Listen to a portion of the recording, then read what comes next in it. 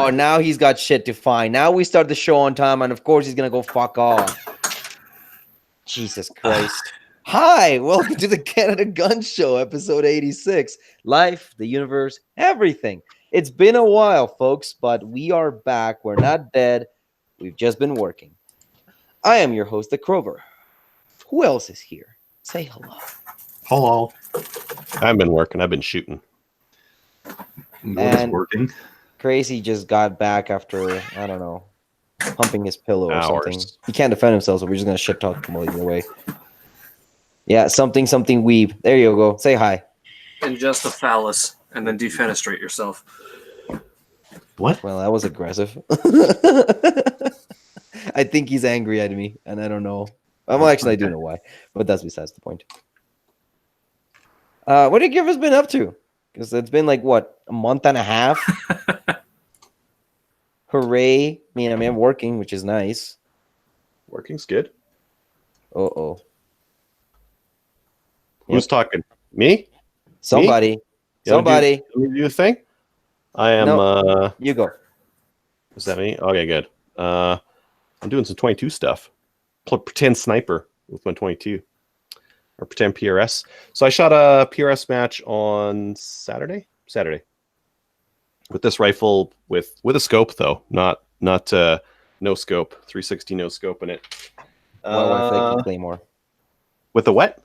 Why fakey Claymore? I'm talking lead speak. Don't worry about me. I'm not quite that late. No, I was actually... This is the scope that was on there. And it's a little bit much for a 22. It's not really required. Needs bigger.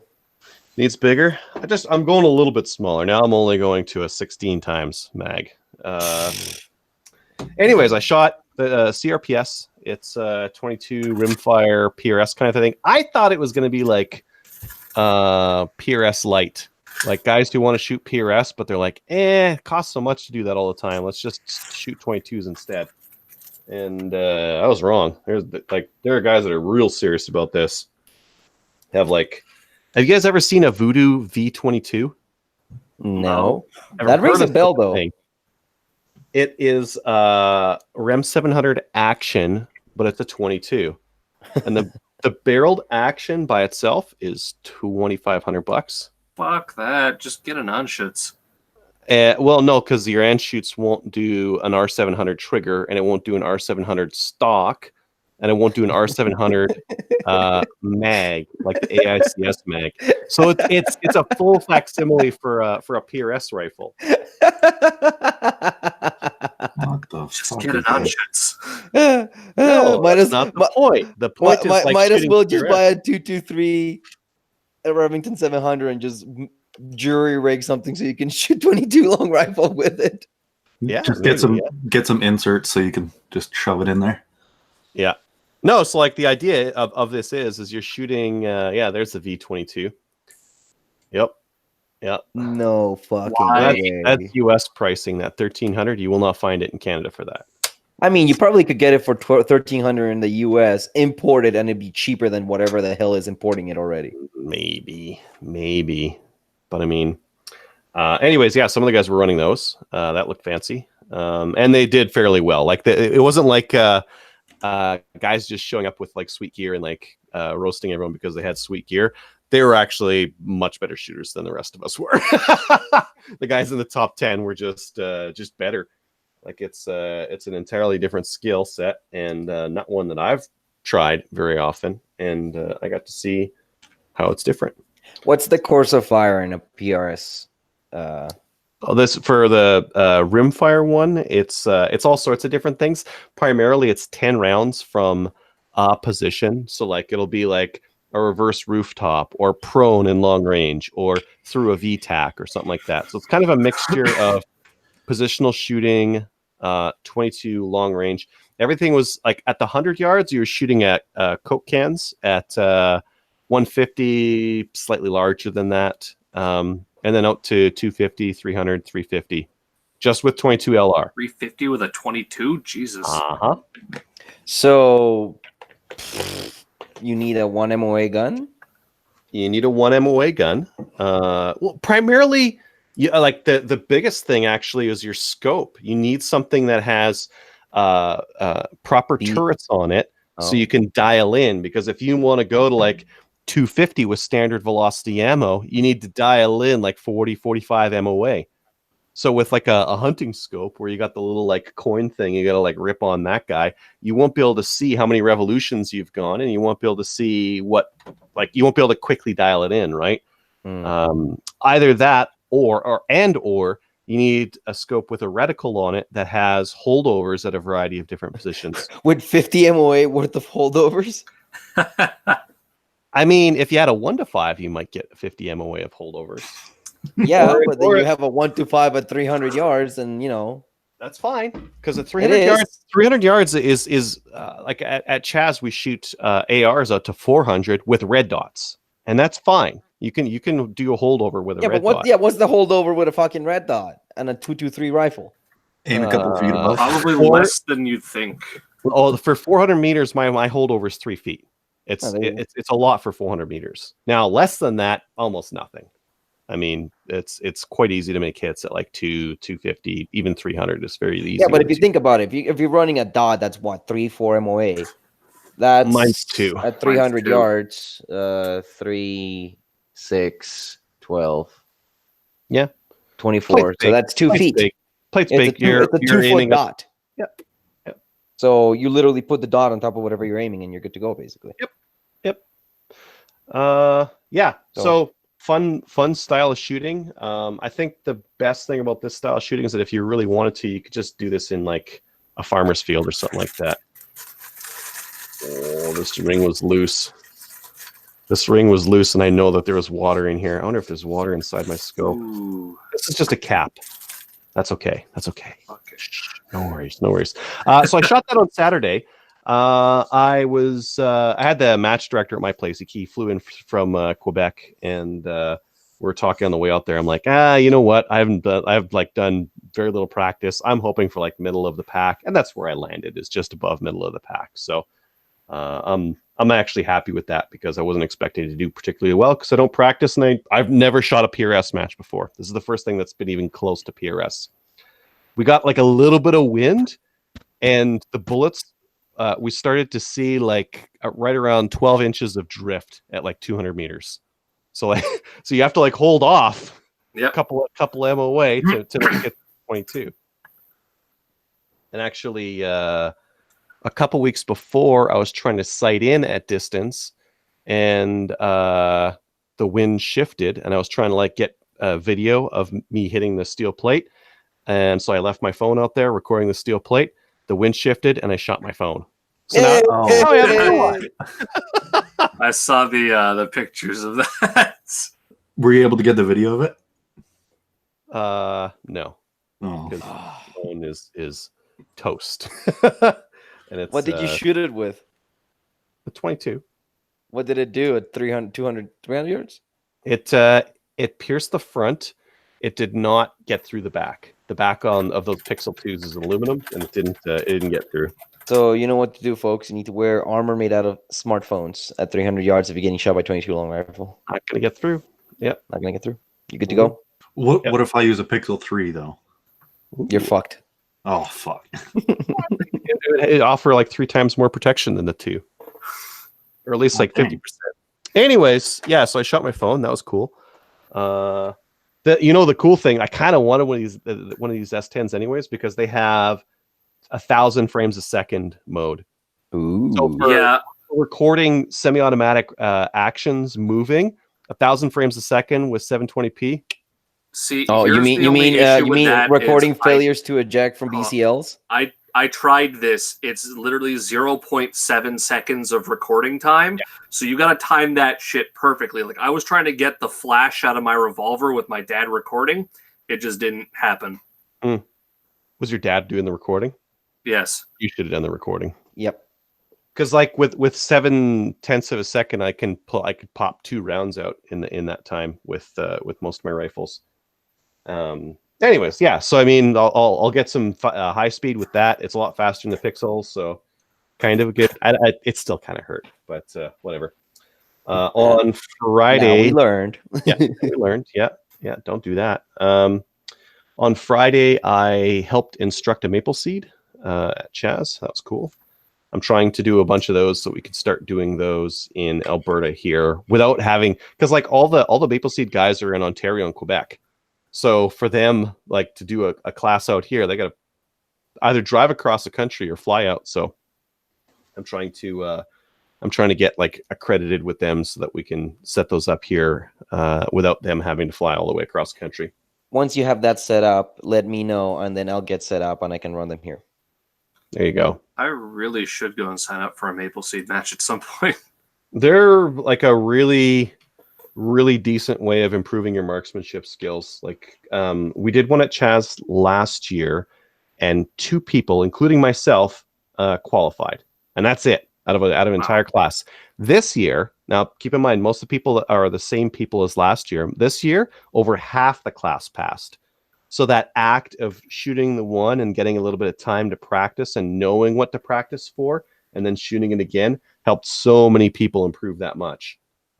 So it makes a big difference in skill. A lot of people show up thinking like, oh yeah, I know how to shoot. I've been shooting a rifle all my life. And they find out, well, not the right way. No, I already know that I suck at shooting a rifle because I always shoot off a bench. So what you're saying is bring the WK-180 and Larmax and just mag dump. You could bring a WK-180 and Larmags. You need And mag dump? You won't do particularly well. Accuracy through volume of fire. I mean, the course was actually taken from the U.S. marksmanship course, it's based on firing a Garand. Yep. 8 So shots, right? you reload with 8 rounds at a time. That's the course of fire. But these days, like at 22 is a rate of roll because it's light, it doesn't make a bunch of noise, and you can focus on the marksmanship and not recoil and all the other garbage that you have to with a full power cartridge. With a fully semi-automatic rifle. You could do it with a semi-auto, or if you feel the need to, you could bring out a Norinco bolt action rifle with 5-round mags.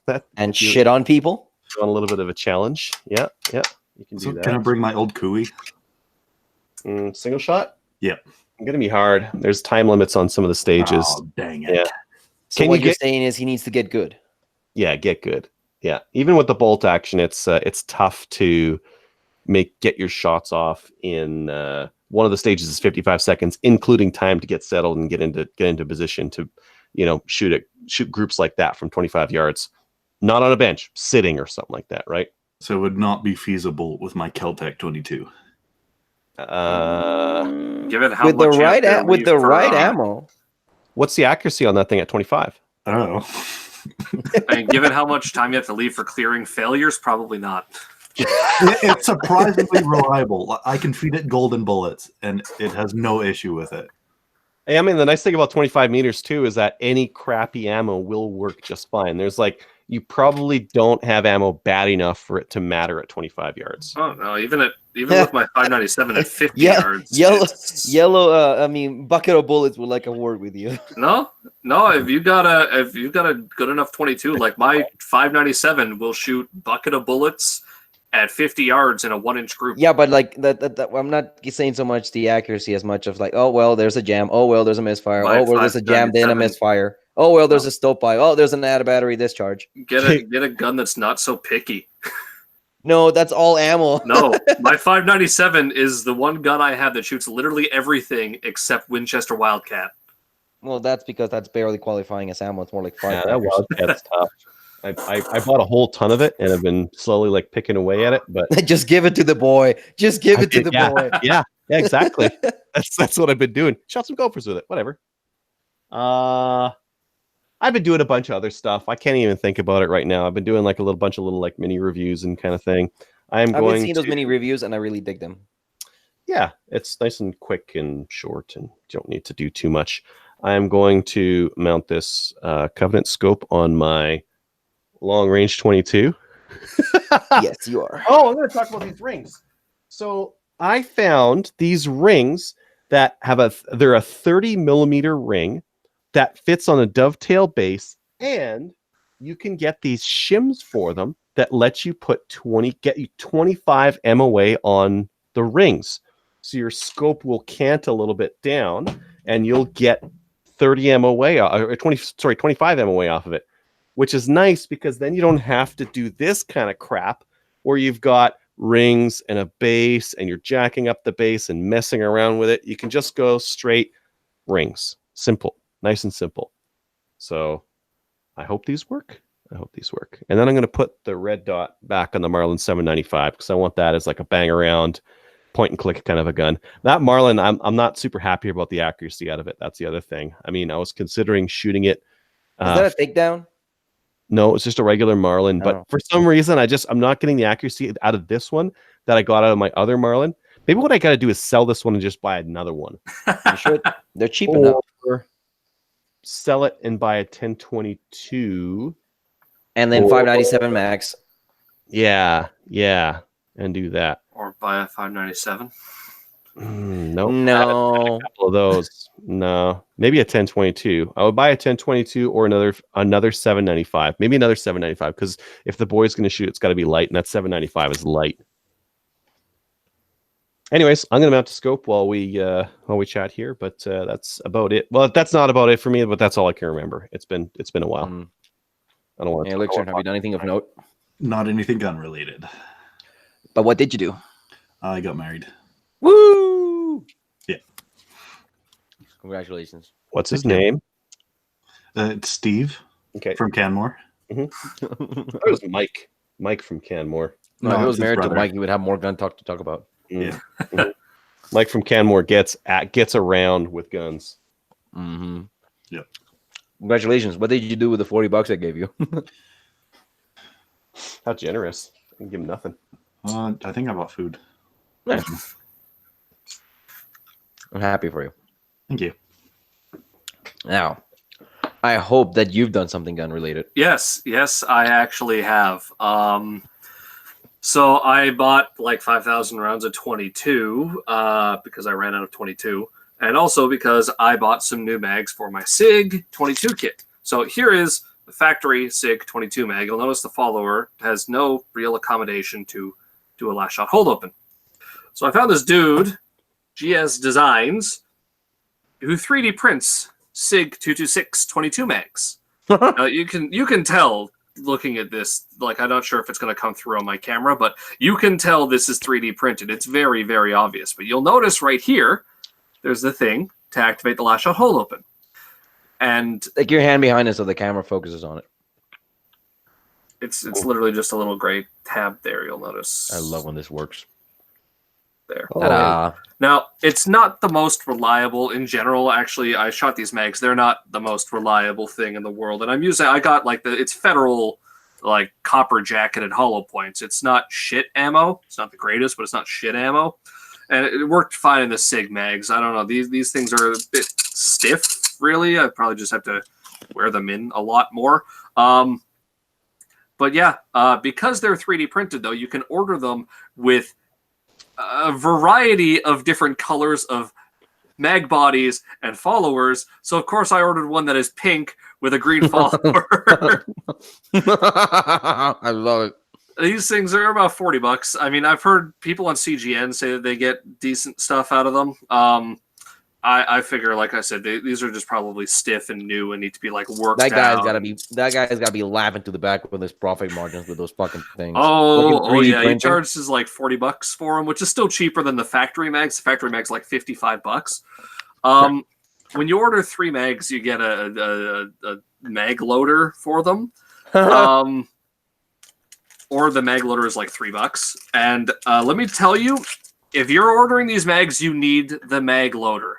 You know how I am with mag loaders. I don't tend to use them. I don't usually feel the need to. Look at the front of my thumb there. Like that's loading these 22 mags, especially because they're so fucking stiff. It fucking hurts your thumb so much. This mag loader, honestly, like it makes a huge amount of difference. It's sometimes a bit stiff on there when you do it, but it honestly it saves your fucking thumbs. Like I've never had my thumbs hurt like this after a day of shooting, and I shot like a whole brick just to wear these things in. Between this and I shot maybe like 100 rounds of it out of my revolver.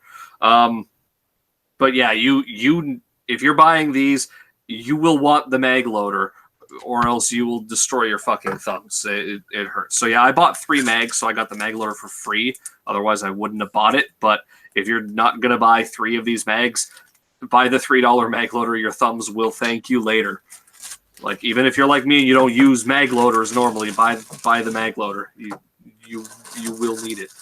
I mean, other than that, that's about the only thing I've really done with guns. Is I went and shot this. I shot my AR again. And I remember during the winter I'd mentioned it like drifted dramatically. In terms of zero. When I went on and shot it again, it hadn't. It was still more or less where I left it, and then because I'm never satisfied, I spent like 100 rounds trying to toy with the zero because I'm never happy with it. That shouldn't take you more than 20. Yeah, it's just the thing is I'm being ridiculously like fucking anal about it. Oh, it's a little bit off to the left. It's like a 2 MOA dot, anyways. Oh, it's a little bit off to the left. Oh, now it's a little bit off to the right. Now it's a little bit off to the left. Now it's a little bit off to. I'm just, yeah. It is no, like, yeah. You should just ballpark it, really. Exactly, especially with a red dot. It's good enough to bang steel at 200 yards. Even though I'm setting it at 50, it's the same zero. But it's good enough to bang steel with. It's really all I should care about. But no, I was being anal about it. I shot my CZ. I shot my CZ on a day where I wasn't doing quite so shit, and it was doing as accurately as people would expect a CZ to do. At like 15 or so yards, I was managing to get like touching holes at pretty much anything I aimed at, which is what you'd expect out of a shadow. Yeah, no please. Yeah, I see someone no pleasing crazy. No, you literally no. I remember when sighting my Remington in, I was not happy until I put 3 shots in a staple at 50 yards for my 5.97, and that was when I decided it was sighted in. And that was with just like, I think that was actually just with Remington Gold as well. So, yeah, that's how anal I am about the accuracy of these things when they're supposed to be accurate.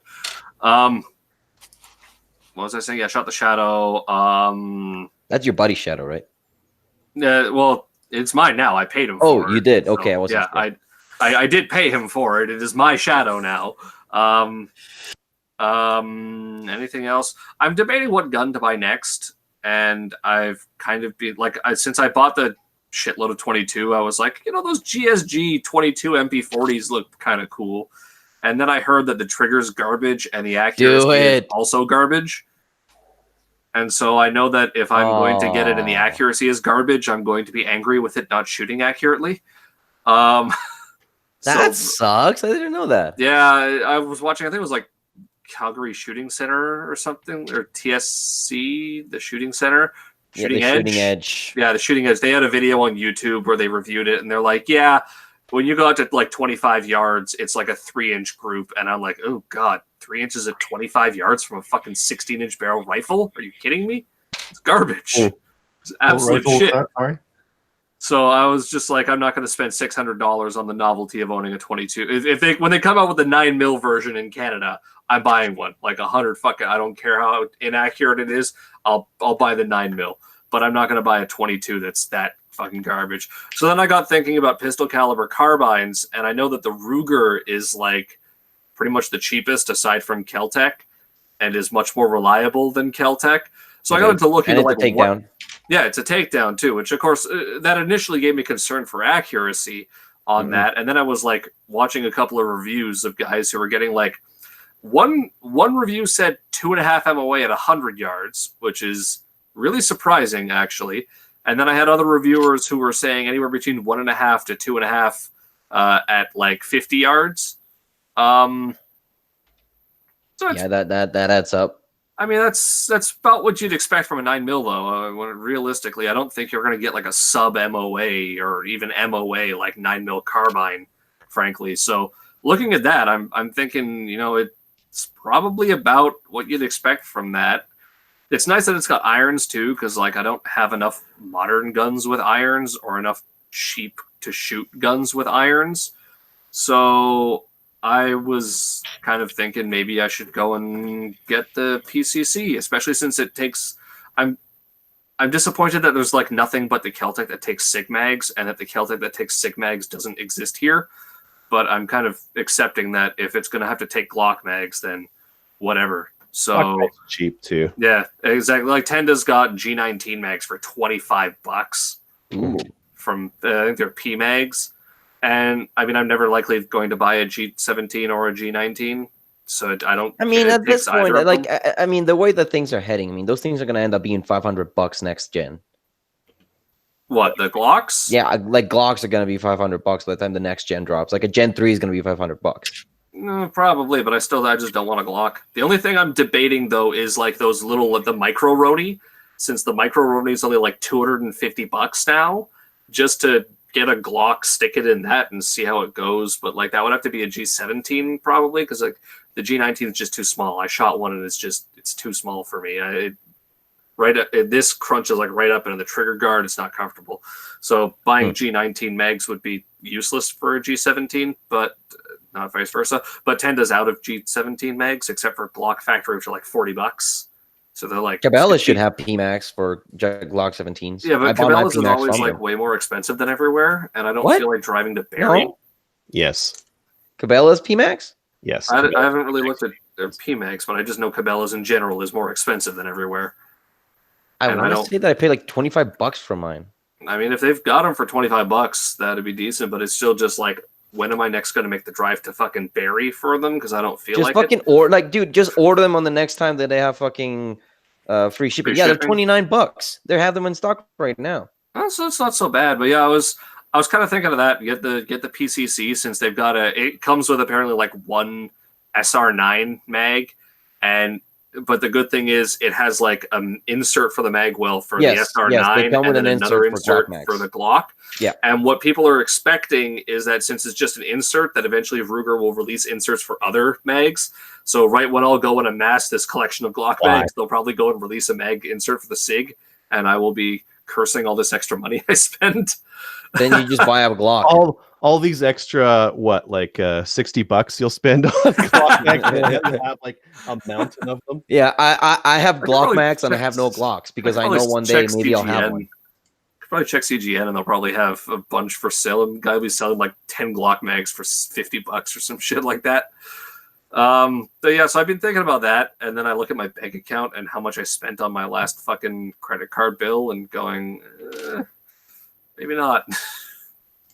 Yep. But at the same time, my birthday's in like fucking a week and a half, so I need to buy myself a birthday present, and it usually ends up being a gun. So it's probably a good idea. I mean, last year my birthday present was that 22 revolver, and it was like fucking $270. Well, so it was. This year you get to spend $300. Ooh. The PCC is a bit more than $300. Okay, so you sell something and you buy the PCC. Why would I sell something? There's nothing I want to sell.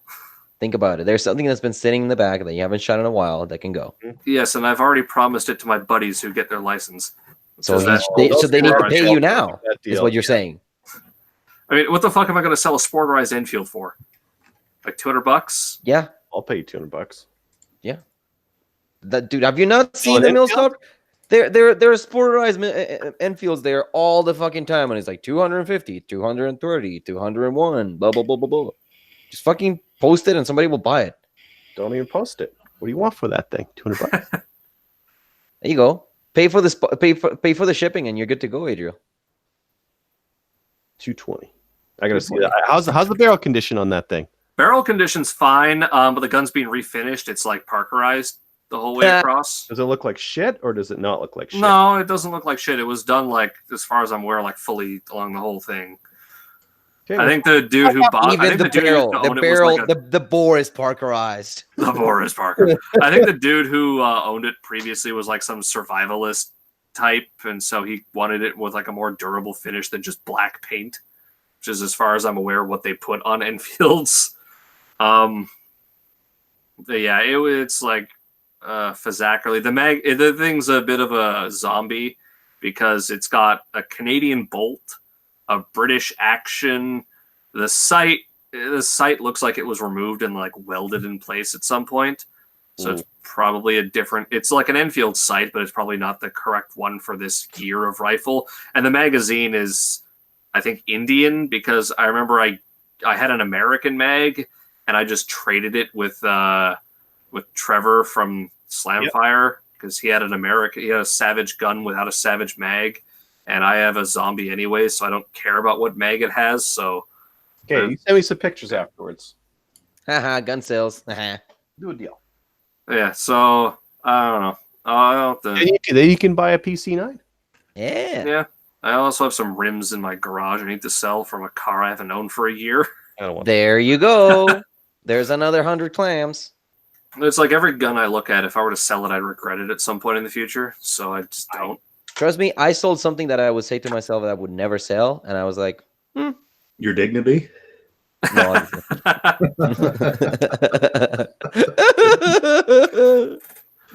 But no, I because there have been things I've thought about selling. I thought about selling my AR and buying a non-restricted thing, but then, You I can think spend too about much doing on the an same thing. SLR. then I don't have an AR.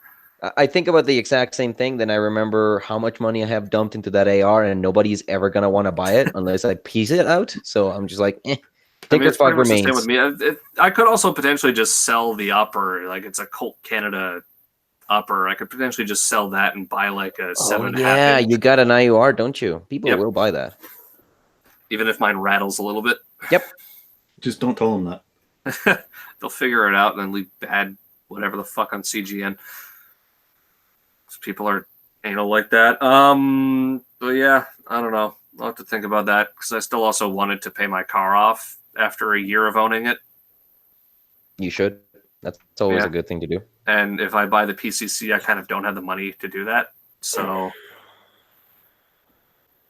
Decisions, man. Time to adult. yeah, I know. The other And, thing I and as debated always, is don't ever forget, there's always hooking. Well, I mean, the way I look at it, I don't like having guns in my safe that aren't doing anything. I've got a couple that don't do anything, but they are not collector's items. They're gonna increase in value. Like I bought an SVT 40 for with $50, and those continue to climb. me, the guns, even my collector's guns, I shoot them. Like I have ammo for all of them. I go out and shoot them all at least once a year. So even the guns I bought to be collectors, the only one I haven't really done much with is my Mauser. Since I put the new sight on it, I still haven't bothered to adjust that because I do want to actually have that be accurate and go and shoot it more. 8mm, and despite how expensive 8mm is, but I just haven't bothered to get around to that. But like my Enfield is the only gun I haven't really shot because it's a sporter. I don't really care about it. The only problem is like my dad's buddy gave it to me for a bottle of vodka. And the last time I debated selling it, my dad kind of like guilted me saying, "Oh, if you're gonna get rid of it, you should give it back to him." Yeah, sell it back. That sounds like a him problem. Yeah, I don't know. He gave him a good deal for it, so that's Like I said, I literally bought it for a bottle of Sobieski vodka, which is like $26.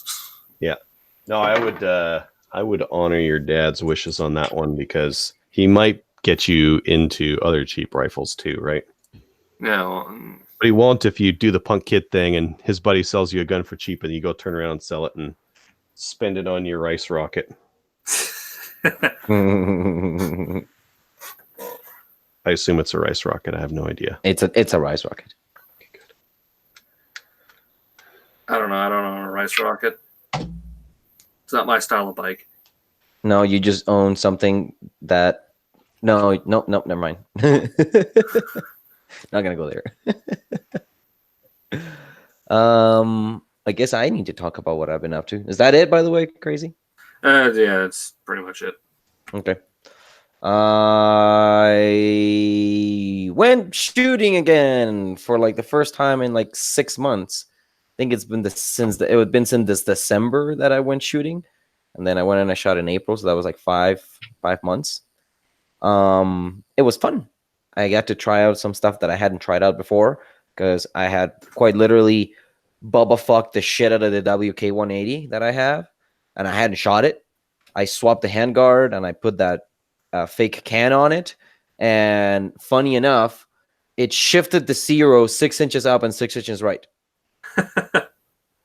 So the barrel was definitely touching the handguard, the original handguard, and that's a well-known issue for like the first couple of Gen WKs. The gas block is kind of enormous, and it ends up touching the inside of the handguard. One of the things that you can do when you send yours in is they can put M4 feed ramps on your upper because they don't have it, and therefore the rounds jam into the underside of the barrel. Sometimes they swap out the barrel. They put a 5.56 barrel instead of the old 223 wild barrel, and then they will mill. They will thin out the gas block on your WK. Those are the three things that I know before the recall that Kodiak will do to your WK under warranty. But we'll talk about the recall after. So yes, the WK, the Zero shifted 6 inches up and 6 inches right, and it still shoots like 2-3 inches with 55 ball ammo. So I'm happy with that. I might reload for it because I know that when I did do some reloading for it before, I got it down to like 1.5 inches, 1.25 inches, which is good enough for me to blast gophers with. Did you guys see that post on Canada Guns? Is should I buy 223 hollow points for shooting gophers? I want to be humane. Oh, I didn't see that. I mean, Oh, it's certainly great. humane to vaporize them. I mean, it's like, buddy, you're gonna shoot him with 223. If you hit them, there isn't gonna be anything to be humane about. It's just gone. Isn't that right, Adriel? You'll split them in half. Yeah. I do that Well, on the regular. Split gophers in half. Send them to their maker. Yep. The other thing that I did do was I went and I bought a thing. I don't even think you've seen it. Crazy. Fuck, where is it? Goddamn buttons. Too many buttons. There you go. Ta-da! So what kind of Mauser is it? It is... That's a Mosin. It's not a Mauser. No, that's a Mauser. It is a mystery Mauser. You see, the crest is ground off, but the gray barbecue paint is a clue as to what this is. It is a Belgian Navy Mauser in 30-06. And how much did you pay for it? I paid a bit, but I'm trying to get rid of it. And why? I knew I wanted to try this, and I did, and I'm pretty sure I don't want to shoot it more. It shoots great. You know, it gave me like a 3-inch group with irons at 100 yards, which I'm not going to complain about because I was like shooting in the bush, and I couldn't really see what I was shooting at half the time. But I got all the bullets on paper, and it doesn't recoil that badly for being 30-06. It's still like an 8.5 pound gun, and I was shooting M1 Garand rated ammunition, which is what these rifles were designed to. You shoot M2 ball ammo, which is 150 grain projectile, which is slightly slower than or slightly less hot than what modern 150 grain ammo usually is loaded as. So if you shoot that ammo through it, it's pleasant, I would say. Like I shot it off the shoulder, and the sights are standard Mauser sights. The wood is in great shape. Everything on the rifle is number matching, but as part of the demilitarization process, they ground off the crest of King Leopold II, I think. These guns were produced from like 1951 to like 1954, and they were factory 30-06 rounds. I mean, 30-06 guns. They weren't rebarreled like a lot of the South American Mausers. Like the last one you bought? Exactly. This one doesn't have headspace issues at all. And it comes with a beautiful little sling and 3 stripper clips. And they work. So why are you getting rid of it then? What did you try and you just didn't like it? I just didn't like it. You know how I am I'll with cover guns. shipping for you. Tried something he saw on RedTube, and now he's paying for the consequences. No, it's just not my cup of tea. I thought about maybe using it for hunting, but then I realized it would suck to carry around something like that. And I like my scopes, and I just don't like shooting irons at 100 yards when the gun recoils as much as it does. I like it though. It's a really cool gun. So, somebody wants it. You know where I am. I also shot the shotgun that I bought in January that has been sitting in my safe for that long. The Browning Auto 5, made in 1953. That was cool. Did it work? It did. Did you try light target loads out of it? I did. And they worked? They did. Because I had the rings set up the right way. All you have to do is set up the rings the right way, and those things work. It's a John Moses Browning design. Are you telling me that his designs don't work? Well, when you get the 3-inch models from the 80s, even when you set it to the lightest ring setting, you still got to get a bit heavier target load. Well, yeah, of course. That's what they were designed to shoot. If you're going to go ahead and pantsy ass around with like a 7/8 of an ounce handicap loads or whatever light recoil loads, I mean, of course it's not going to cycle. It's basically not shooting in all the stuff that it was made to shoot. But yeah, no, Challenger, it fed them. Federal, it fed them. I put some buckshot through it, and it was surprisingly mild. I'm sure that the long recoil action of the whole fucking barrel and the bolt moving back together soaks up some of the impact, but then the entire barrel and the bolt hits the back of the receiver, and it kind of throws you off a little bit. First couple of shots was quite surprising because the whole gun is moving. It's kind of weird. But after a while, I got used to it and I started shooting it better. So I said, that's nice. And then I sold it. Sold it.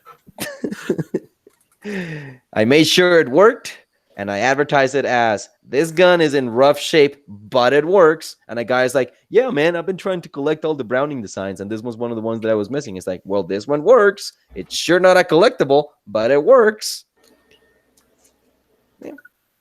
I shot that, the WK, the Mauser 30-06, and I finished all my 308 loads because I am having some inkling of getting out of the 13-pound bolt-action gun and getting into the 12-pound semi-auto gun. So you're going to sell your Tika and buy either the Troy 102 or the Stag 10? No, I'm not going to buy the Troy 102. I am going to buy this because I'm special and I'm a little snowflake. Oh, wait a second. Did they get rid of it? Fuck! They got rid of it. Let's see. Hold on a second. Shit. I think they get rid of it. Anyways, I was hoping to buy a left-handed Stag 10 because they make those. They still make them. They'll still bring some in. I know, but it's out of the Arms East page, so I don't know if they have it, if they run out or something. I have to look it up. Left hand Stag 10 Canada. Firearms outlets sell the whole gun, but not that much else. Yep, they're out of the left-handed Stag 10 ones. Fuck, I should have bought one. Well, so yeah, I'm thinking about selling the Tika and getting a 308 semi because I kind of like it better. I like the whole not having to work the bolt. And if I do it right, it should shoot just about similarly, not identically, similarly, considering I'm not shooting up to 800 yards. So if you reload for it, you'll be able to get, and you get a good barrel, you'll be able to get the same accuracy. Would you agree, Mr. Long Range? Yeah, if you get a good barrel. Yeah. What's a good barrel for a 308 semi-auto going to cost me, you think? $450?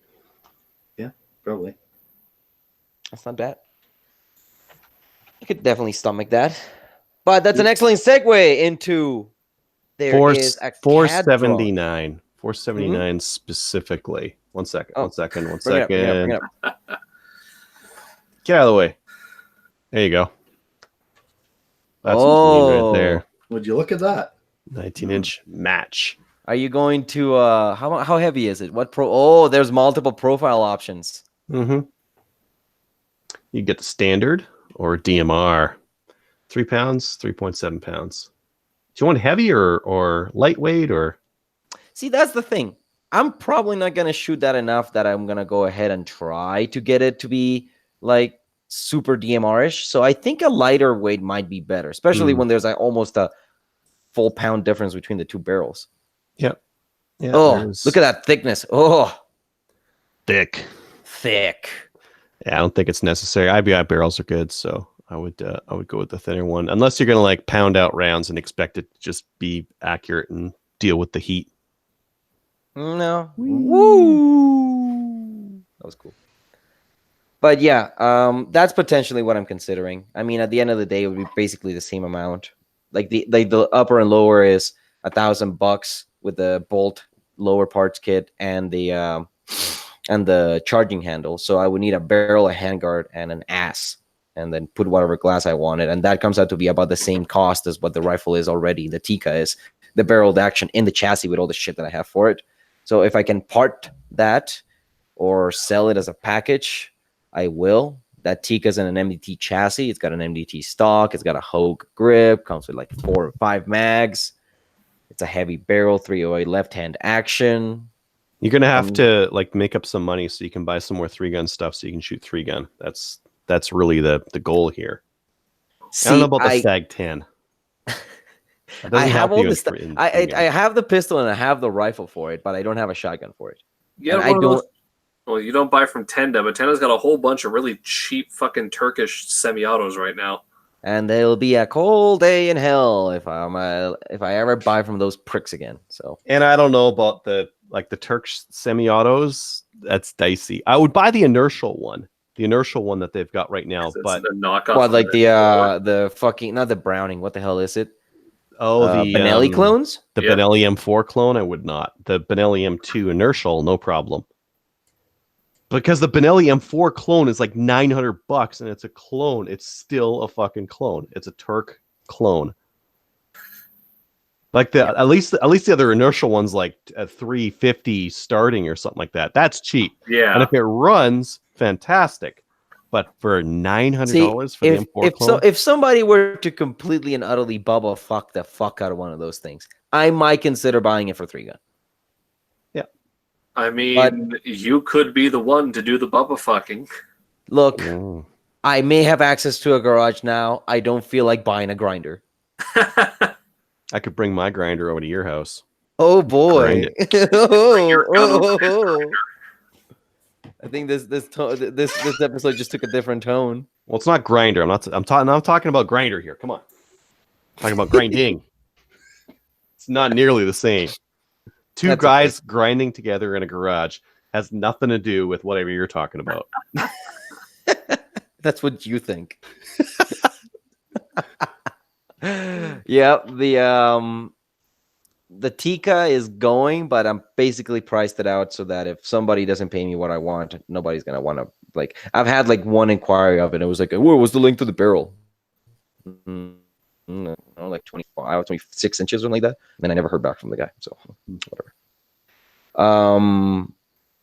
It's up on CGN. So is the Mauser. Hopefully they sell. Really, at this point, I wouldn't be too upset if they didn't. The Mauser is super fucking neat, and the Tika shoots like a dream with whatever ammo I put through it. So, if I don't feel like ever reloading for it, I'll sell the 308 brass to Elixir.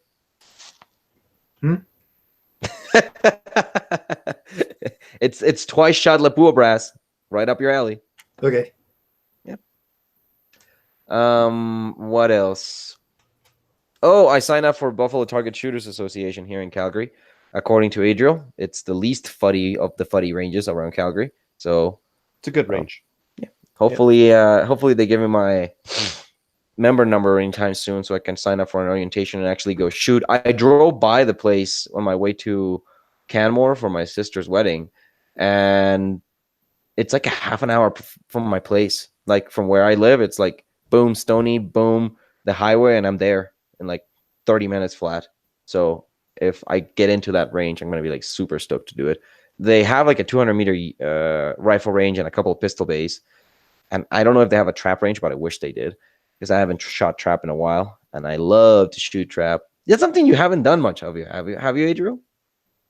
The shotgun sports. No. They're so much fun. I know, but there's a guy like even PRS. I'm probably not going to shoot it. I'm going to shoot some 22. I'll shoot some 22 long range, but three guns my sport. I'd probably shoot more IPSC if I could, but I can't. So I'm going to do 3-gun and 22 stuff. There have been times I've brought my shotgun to Silverdale, and then just didn't feel like shooting trap when I got there. I love shooting trap. It's so fun. funny. And I am so not the demographic that I love just going in there. It's like, oh, what you got there, Sonny? And it's like, oh, let me show you. It's a pink shotgun with a 14-inch barrel. Check out my DP12. Mounted on the bottom of your AR or your mounted on the bottom of your WK. I still casually browse the shotgun classifieds on CGN for the 8.5-inch Norinco Grizzly mag tube, so that I can slap that on the underside of the WK. Or you can also buy an M203 because Nordic Marksman managed to import a couple of like 40 millimeter M203s. Yeah, I saw LMT 40 millimeter grenade launchers for the cheap low price of $4,000. I mean, that's about what an M203 goes for when it pops up on CGN, like the Colt ones and all that. Yep. I think the last Colt one I saw was $5,500 actually. So those LMT ones are in country now. So yeah, there was. I remember there was a legit M203 here in Calgary, and I looked at it and I was like, "Oh, neat!" And then I went to link it, and it was sold. Yeah, and if I remember correctly from the long gun registry, I think they had 2 of those in the country. There's a little bit more than 2. I've seen them on CGN enough. There's got to be at least like 20. I know a guy who owns one. That's it. My dad's got a buddy who owns a Mikoyan grenade launcher. You know those revolving grenade launchers? Yep. Like the one that the RCMP lost out of the back of their car. Yep. Remember that one? He actually apparently got in an argument with a gun registry as to what the classification of that grenade launcher was supposed to be. They eventually settled on restricted, if I remember correctly. Aw, boo. Because it fires with the stock folded to a length of less than 26 inches. Aw, boo. Fuds. But yeah, that's basically it for me. I did want to segue with a brief talk about the Stack 10 onto a CAD drawing that we need to talk about. Who would like to talk about a CAD drawing? Why? Because it's the next hottest shit, obviously. Hey, my BCL got fixed. The parts they sent fixed it. Oh, they sent you a new extractor? Extractor, ejector, springs for both, the donut for the extractor, gas rings that sealed a lot better as well, and now the thing extracts. I guess the new support guy figured his shit out. Mm-hmm. But here's the BCL killer. Why do we call this the BCL killer? Anybody care to chime in as to why this is going to be the BCL killer? Because it's US made. Shit. Yep. I know it's a CAD drawing and it's going to cost you $1,700, which is like $200 more than the BCL. But BCL. It's not shit. It should be not shit. Yep.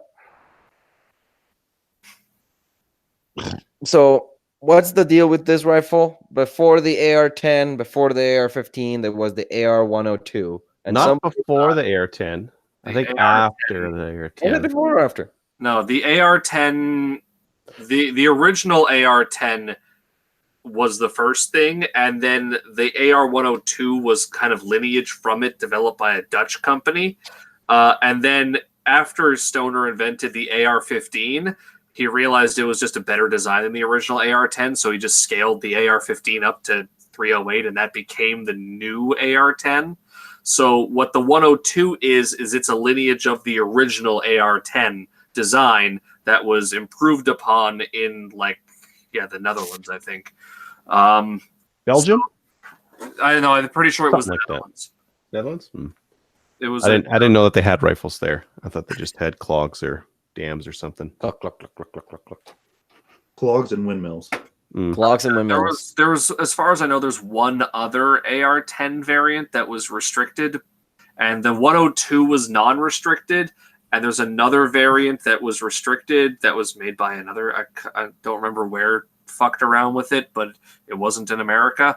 But yeah, that's basically how the NEA 102 got it in originally. Is they just went and looked at this original 102 and went, "Here's where we need to base our design on." And Troy, I guess, just went, "Oh, well, it's an AR-10. It'll take AR-10 parts, and we can sell it in Canada too. So fuck it." Yep. So, with a little bit of slyness, but a whole lot of creativity, the ammo source, SFRC, they're going to undercut North Silva and BCL NEA with their own gun, with their own design, but not shit. Well, they're overcutting them. They're going to charge more. But Well, that's they're undercutting their market by making a gun that actually works. I think part of it might just be Better because quality. I know they like BCL is now separated from NEA, and then I think they're pairing up with North Silva for this. So I know that SFRC had like a real close relationship with NEA, so it might just partially be a thing of scorn as well. Yep. If BCL just This went- had to no, you can't just turn around and start selling these because this happened so quickly. They said, "Hey, where this thing's coming in. By the way, it'll be here in 12 weeks." So it couldn't have been that quick. It had to have been months in the making. They might have just been. That's probably looking like they for someone around probably December. knew that BCL was gonna fuck off, and they were like, or something along those lines, or they were in talks with BCL about them fucking off, and then they were like, well, we needed to have a gun ready by the time that these fucks get their shit together. So there you go. Mhm. Yeah, that's the BCL. I mean, not the BCL. The BCL. Well, that's the BCL killer, the Troy 102. Of note is a little itty bitty little sentence in that is, if you pre-order the Troy 102, you will get first crack at purchasing the first batch of 5.56 Troy non-restricted semi-auto rifles. We expect to release later this summer. Speculate. Go. It's a 102 size down to 5.56, which would be interesting. So Troy makes other AR-15s and AR-10s. That's the nice thing is that They make the they're par. already in this. They make the par, the pump action. I don't know if Right. that's a plus or a negative, but the par is really innovative. I think the thing I didn't like about it was how picky it was with ammo. It was very picky for accuracy. Some of the stuff I shot with that rifle was no joke, 6 to 8 MOA. Jesus, It just Christ. did not like some ammo. And then What, did some of they the have ammo like a was 1 fine. in 12 twist barrel? I don't know. It just didn't like some ammo. Some ammo was absolutely fine though. And I have talked to other people who have reported the same thing, that it's very picky on ammo and you need to get something it likes and then everything's okay. I wonder what or why. Yeah. I don't know. Anyways, but their other rifles are fine. They make ARs. They make those rifles. Yeah. So it's a reputable company. It's like Stag making the Stag 10. It's just, a weird Stag's little name is- design, Stag's not an name's a little bit AR-10, better. but close enough that they can pitch it to the Americans and, probably have some sales. No, they won't sell any of these in the US. You don't think so? Nope. Why when you have AR-10s? There's the people you say that. It's even hard to but you justify say this that, one But because Brownells, as of late, their entire business model is pitching weird old designs that they're re-releasing. Like their entire retro line is antiquated AR-10 and AR-15s. yeah, those are kind of neat. Now, this Troy, I don't know if it's going to be. It's not super price competitive with the Stag. You guys see that? Like this, the Stag design is $659 for the upper and lower. This Troy is going to be $1750. $17.99 for the complete gun. Fully But that's the complete thing. That's Stag the is complete gun. $2,200. That's the You can complete gun get a here. complete Stag for 19 something. That's right. It's $200 Yeah. cheaper. Mm-hmm. So they're undercutting it, but not that much. Not that much. They probably aren't going to be that price for long. they If might they can bring cut it it up down or they a might little bring bit. it down depending on how well they sell. And Or maybe they might still end up being cheaper than the stack. So as long as they're cheaper than the they stack, will be somebody cheaper. somebody will go out there and go, oh, I can save myself $200 and buy a better trigger or something like that. Yeah.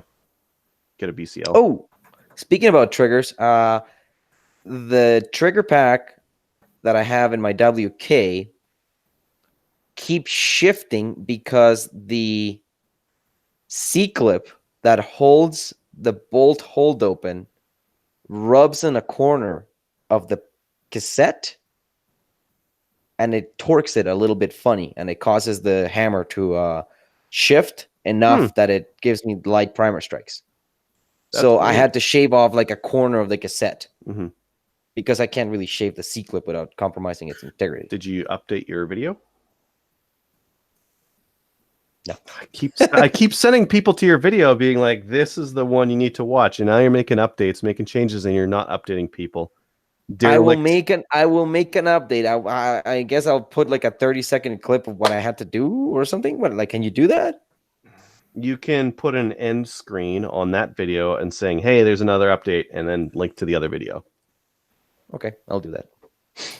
Speaking of the WK180, oh yeah, there is a recall notice issued because of the bolt carriers. So they decided that instead of heat treating them, because that's what the communications with the one guy that was making those posts on Reddit was, they went, oh, we decided to try something else on the finish. We instead of heat treating them, we nitrited them, and then there were a couple of metallurgists there going, "What the fuck are you doing?"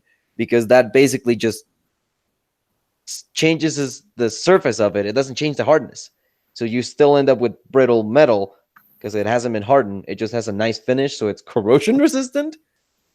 I don't know. Yeah. Yeah, I'm not. I don't know. I don't know enough about metal science. The recall notice makes it sound like they didn't stop heat treating them, but the communication with that one dude makes it sound like they did.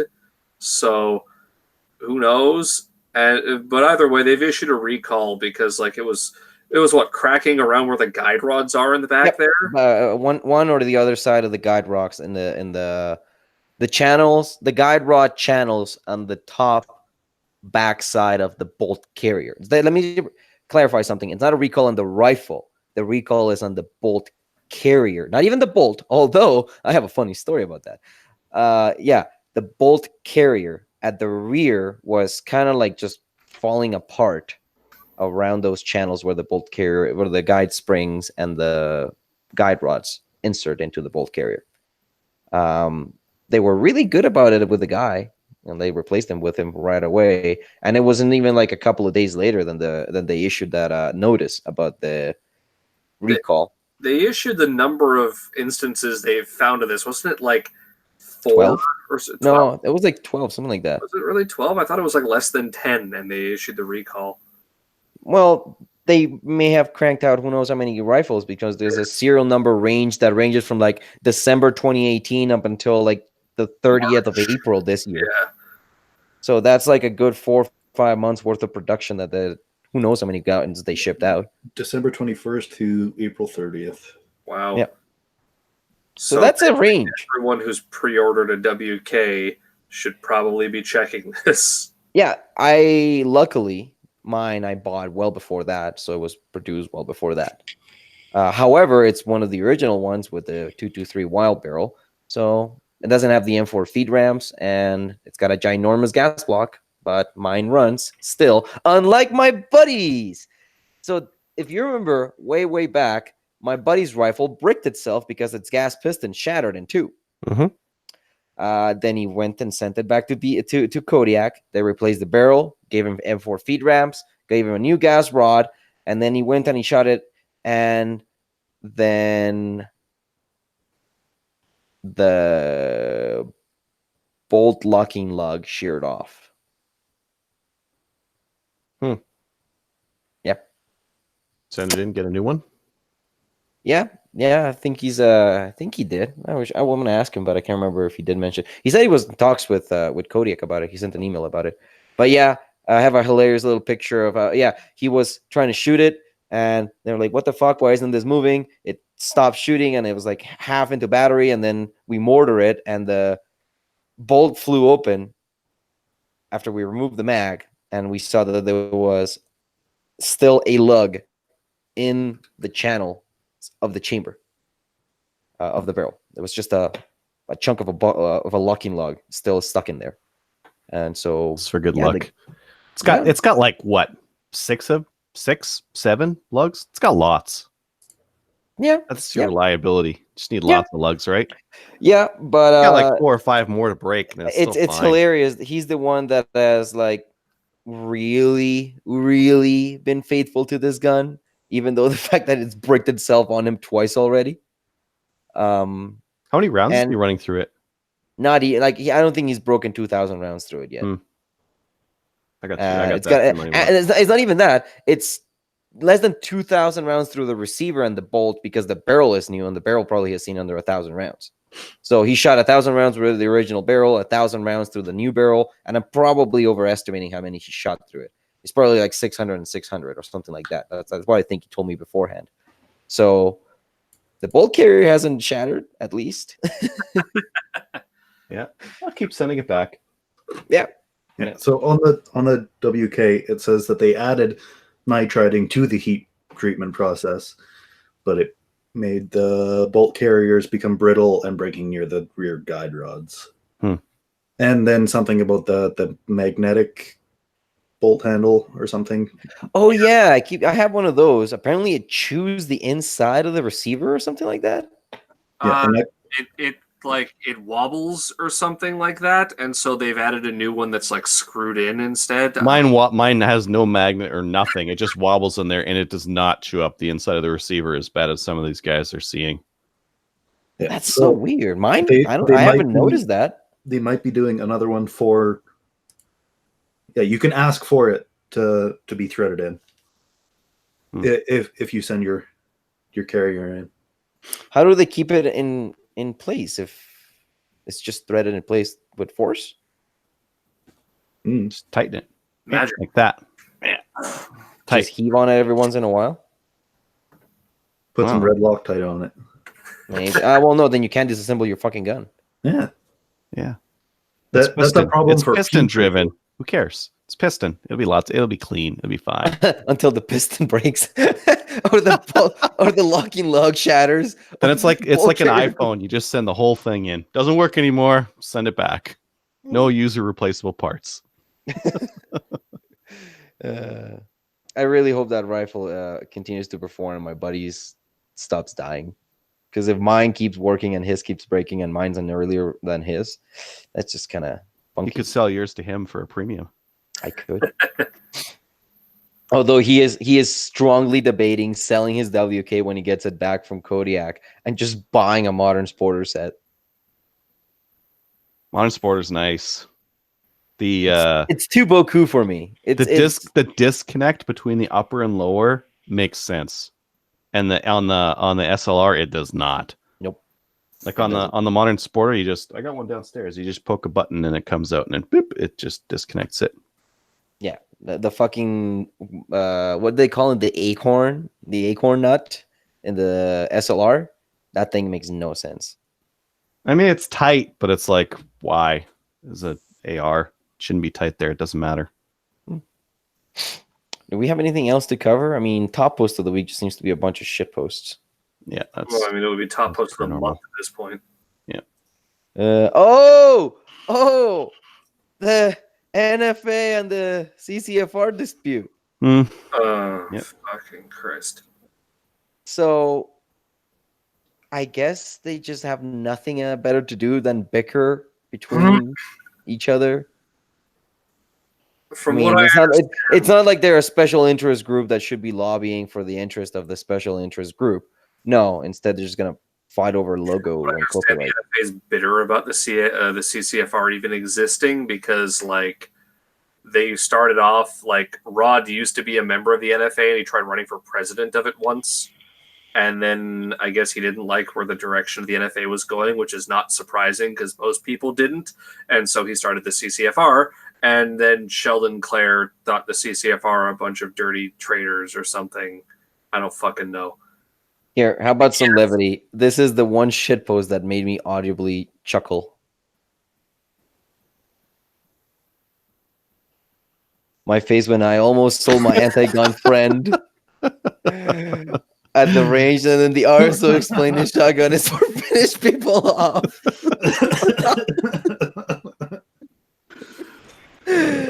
So, has anybody ever encountered a fella of a particular disposition at the range that loves to tell stories about this or that, and you just kind of go, okay, yeah, bye. That happened a lot at work when I worked in a gun shop. 75% of my range trips, easy. And just there going. I got a real, like, I don't know, aura about me of just negativity, though. So most people just steer clear. Don't try to engage in conversation. Just go there. Person who was sniper in the Russian military. So just bring something really loud, really obnoxious, drive everyone away from you. Wait, isn't that what you're supposed to do? Well, what you're supposed to do is you see a guy shooting 22, you put your break 308 right next to him. 338. 338. Sorry, you break 338 right next to him. They sit next to me though. That's the problem. See, then that's their problem. Because when they go deaf and after your second shot, then that's really on them. I mean, I've gone to the range with a friend of mine, and there was two guys already there, and for some reason they didn't have earplugs at all. So I took out my braked 858 and hit a bag dump. I also had my 338 there. Did they leave? Yeah, they said it was really fucking loud, and then left. Gee, I wonder fucking why. Like, you're in a covered shelter too, so it's even louder.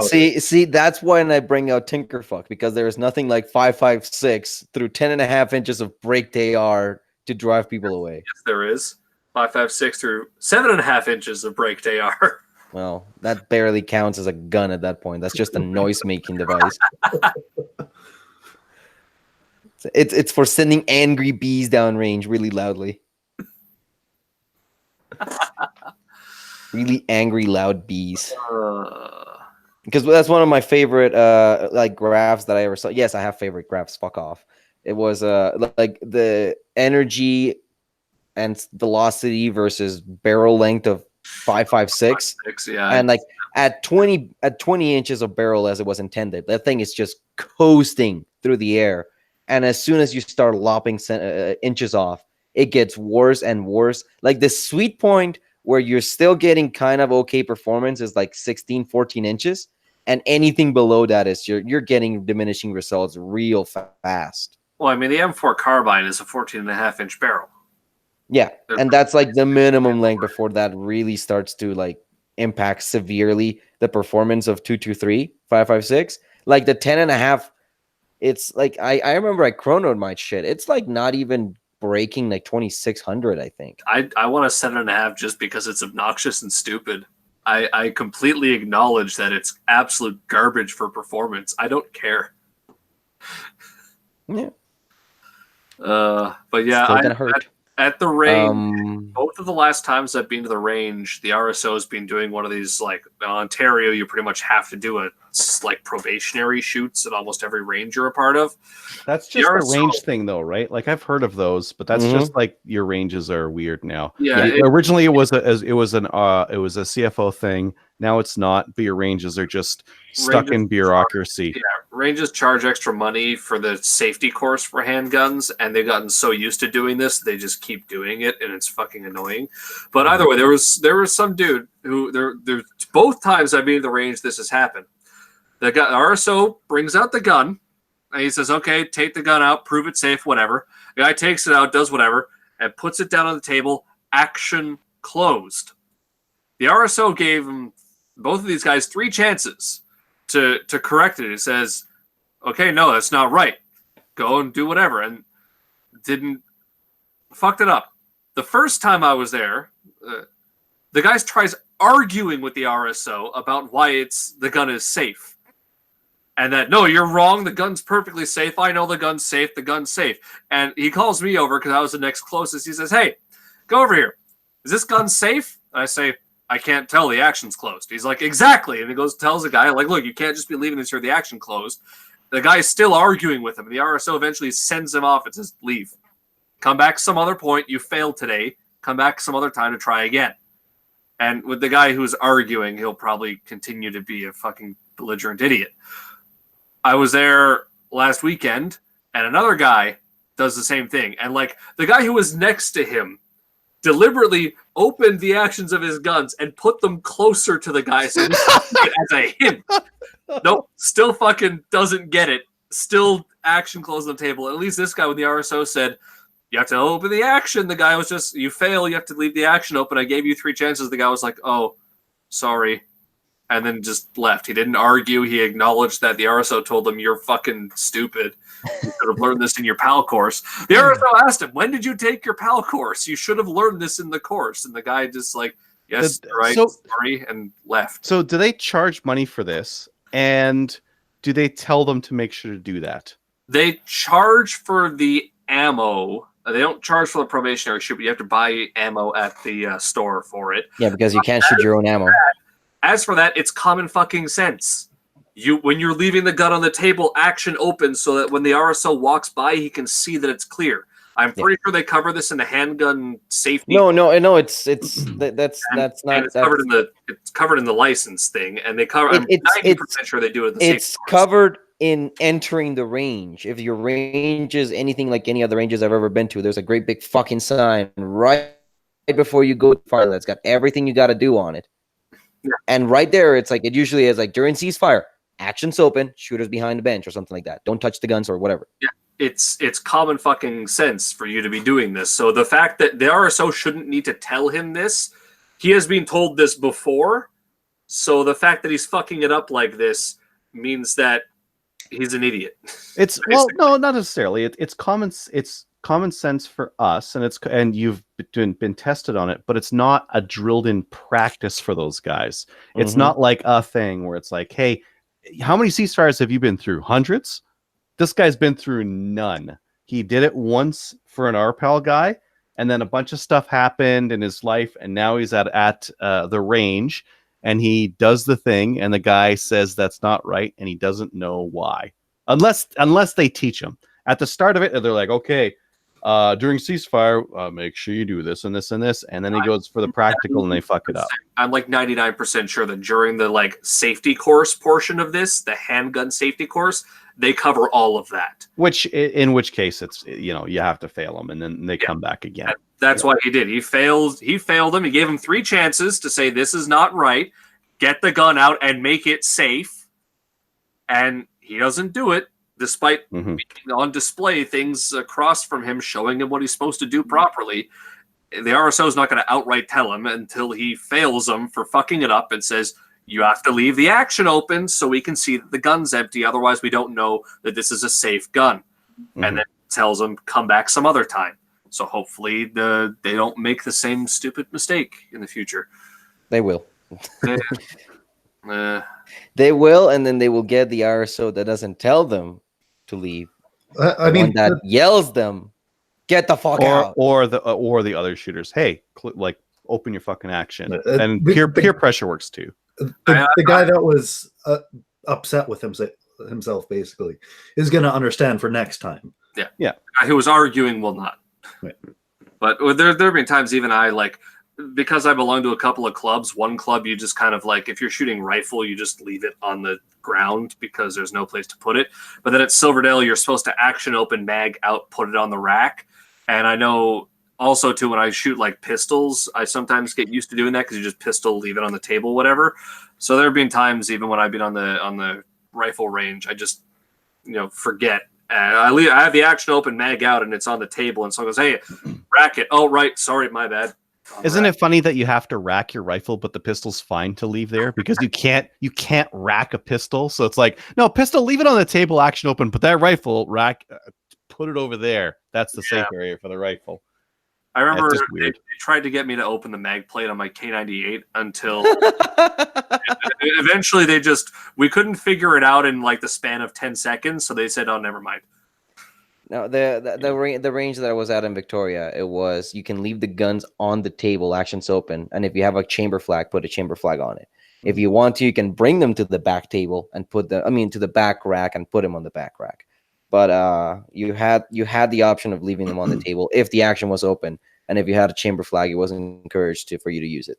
Could you where now? Here's a question for you guys: where can you safely case and uncase rifles at your ranges? Can you do it in the back area or only at the line facing down range? You could. Here's the kicker: you could do it in the back area, only during live ranges. So if you came in during the ceasefire, you couldn't uncase your guns. Yeah. But you could uncase them during a live range. Both, because my range isn't strict at all. We have both. We At have both. We have Silverdale, both at my range. You can aim it down range, or you can do it in the back area. At Silverdale, I've seen people uncase it like behind it's pretty much parking rack range. There's like a 3 feet of distance to walk past between the benches and the racks with the kind of shelf on them. The RSOs have yelled at people saying, hey, uncase that on the firing line, because some people just come up and uncase it. So you're supposed to do it on the firing line. The RSOs don't like it if you have like a double case and you've got them facing opposite directions, but I usually just try, same. I usually just try and have the RSO not see that. Because my pistols, when I bring my pistol case, I'll have like 4 pistols like sideways like this and shit. So like, obviously the pistol's going to be pointing somewhere. So I usually just try and lock it, and then when the RSO's not looking, quickly put them all away, just so that they don't see me and try and yell at me. But yeah, you're supposed to uncase it with it facing downrange, whatever. Ideally. I think we're good to go for tonight. Yeah. Hey, we'll be back sometime. It depends. We're busy. So we will see you guys later. Have a good night. And say goodbye, everybody. Goodbye, everybody. Bye, Bye, everybody.